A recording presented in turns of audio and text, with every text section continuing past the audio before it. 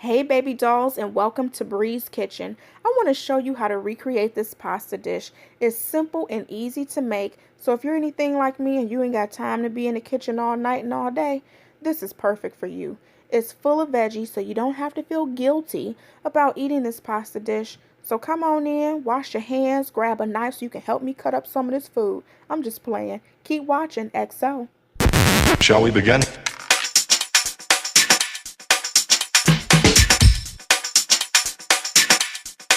Let's begin now.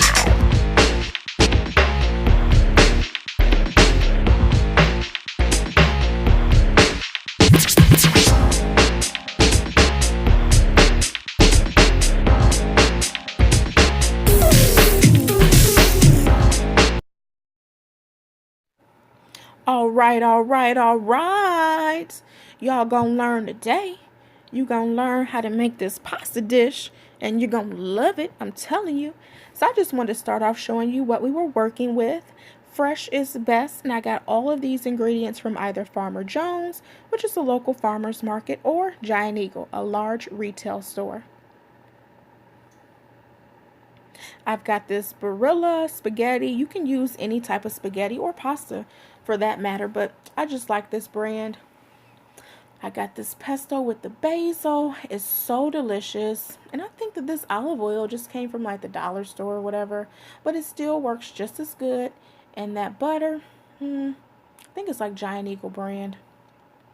Okay, so I just had to pause for the cause, okay, and show you me washing off the produce, honey. I can't tell you how it just pains me. Oh my God. It pains me, honey. When I see people doing all these fabulous, over the top, intricate cooking videos, but ain't nobody wash no hands.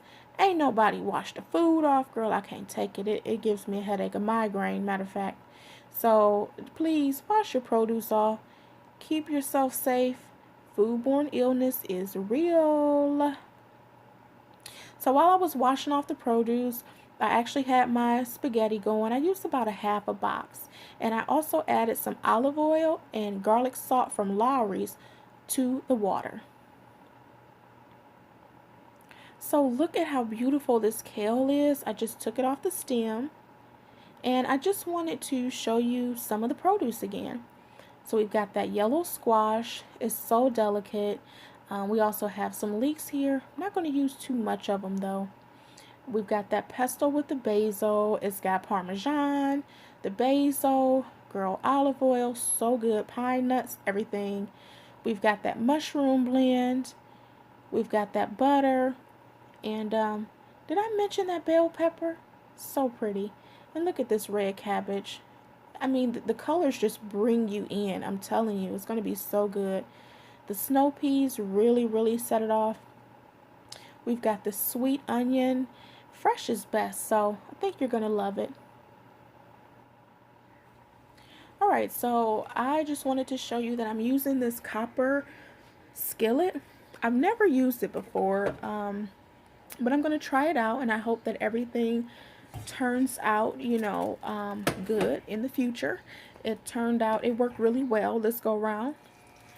And girl, these are just all the seasonings. I got all these ginormous ass bottles of seasonings like I'm in the restaurant somewhere. Child, I don't know what that's about. Excuse me. Maybe in a past life I was like a chef or something. I don't know. But yeah, so I'm just taking that olive oil and that butter and mixing it together, baby. So the first thing that I want to add, because it has a really crunchy texture, is that cabbage. I kind of want to just allow it to cook a little bit and sweat. I don't want it to be too crunchy, but I don't want to overcook it either. So you pretty much just let the food do its own thing. I mean, there's not really much that you have to do. You'll just see me for the most part in this video just kind of moving it around to make sure that everything cooks evenly. So here we have the cabbage. It's probably been cooking for about 2 minutes at this point. And I'm just adding some of that beautiful kale. I only got like one bunch, but with this type of dish, you can double it. triple it or not even use as much. You can add other veggies. It wouldn't matter. It's going to be so good. And when you use fresh stuff, like, it just really makes a difference. So here I am just kind of moving it around. Girl, I can't find my tongs, so bear with me. I'm using this wooden spoon, girl. Crying shame. Alright, so pretty much I just want to make sure that I'm sweating these items down. So I just took some plain water, alright, and added it to the skillet. And I haven't even added any seasonings. It's just that good old red cabbage and that kale. So, have you guys tried kale chips? I don't know. I think I want to try that next. Everybody's been saying how good it is. But anyway, I didn't use all that squash. I added about maybe a fourth a cup's worth. And I'm just moving it around. That's the word of the day. Move, or phrase rather. Move it around. Okay.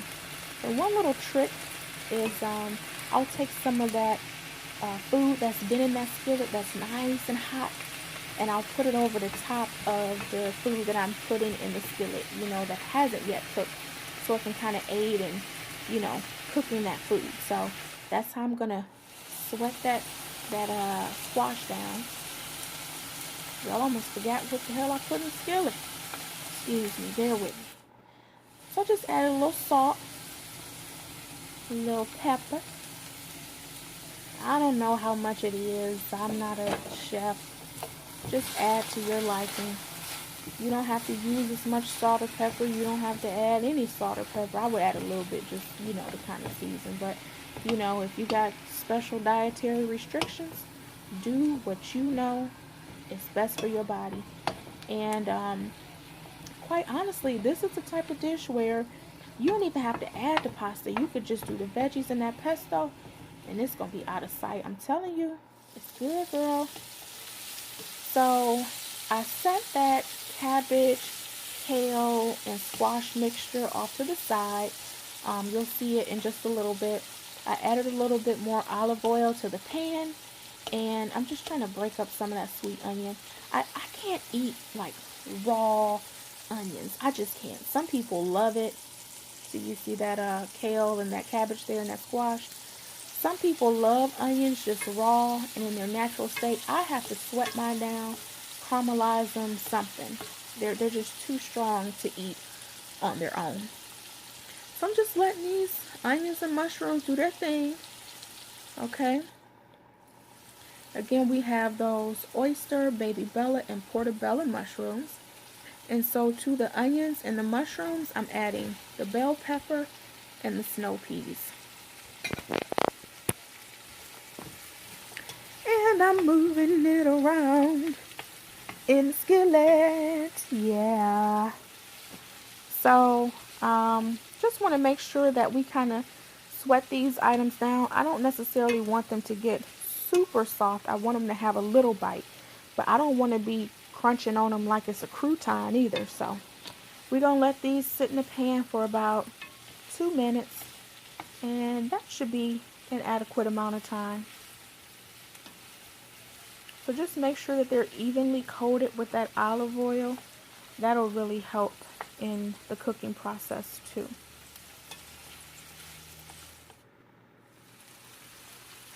So now this is the secret. Add a little bit of honey to your dish. I think this is about 2 tablespoons worth. I don't know, girl. I'm just eyeballing it. I don't quote me. But add a little bit, not the whole bottle, because we're not making syrup. We just want a little teeny tiny bit of sweetness there. Of course, if you like really, really savory dishes, then don't add it at all. You can just saute your veggies, add the pesto, the pasta, salt and pepper. Look at that, look at that, look at that. Hey, that honey really helps to caramelize those mushrooms and those onions. That honey, of course, has natural sugar, and it did its thing. So now here we have all of those veggies mixed up together. We've got the kale, the cabbage, the squash, the bell peppers, the snow peas. We've also got those onions, those mushrooms. Ugh, it's just a whole skillet's worth of goodness. I mean, you could use this type of mixture over or put it over like a bed of rice. It would be so amazing. Or you could eat it as is. I'm telling you, it's really, really good. Look at how beautiful that is. Fresh produce. Oh, nothing like it. So now I'm going to add those spaghetti noodles to the pan. And I had them off to the side. And actually, after I drained them, I put some cold water on them to kind of stop the cooking process. And I put a little bit of olive oil to make sure that they didn't stick. And then I added them to the pan. So you see me here just kind of dumping the pesto over into the skillet. And that green stuff on top was just olive oil. Okay. And a few leaks there. Again, you guys, I lost my tongs, or I just can't find them. So I'm just using these other utensils in the time being. Well, for the time being. Actually mixed it a little bit better off screen. So there you have it. Everything is nice and mixed up.